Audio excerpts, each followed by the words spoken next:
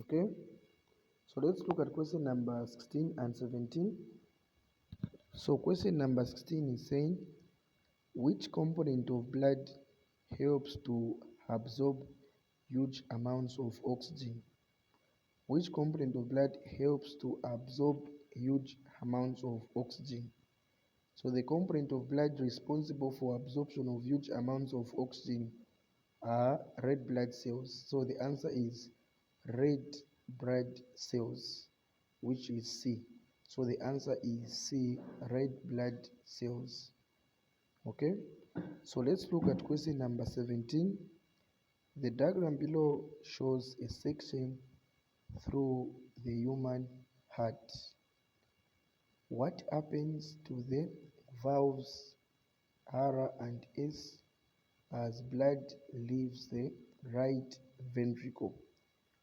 So they want us to explain or to identify what happens to the valves R and S as blood leaves the right ventricle. So first and foremost, let us identify these valves. R is the pulmonary semilunar valve. Then S is the tricuspid valve.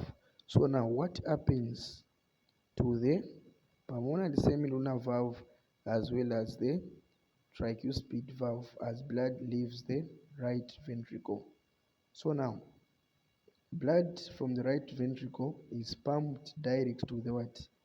Pulmonary artery, which takes it to the lungs for purification of oxygen. So the destination of blood in the right ventricle is the lungs. That is where now blood is purified. Okay, so that's where blood should go. So now how does the blood moves? What should happen to these two valves for blood to reach the pulmonary artery? So the valve S should close, allowing valve to go to the valve R, which is the pulmonary semilunar valve. So meaning the tricuspid valve should do close. Okay, because when the tricuspid valve remain open, meaning blood is going to go back into the what? The right atrium, go into the vena cava. So that one should not be the case. That should be prevented. So what prevents the blood from going back into the right atrium, which returns into the vena cava, should be the tricuspid valve. So the valve S should close. When the valve S closes, blood goes direct to the valve R. So the valve R should open to allow blood to go into the pulmonary artery, which takes it to the lungs. So S should do close. So S closes and R opens. So R opens, S closes.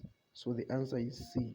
R opens and S closes. The answer is C. Okay, let's move on. Okay.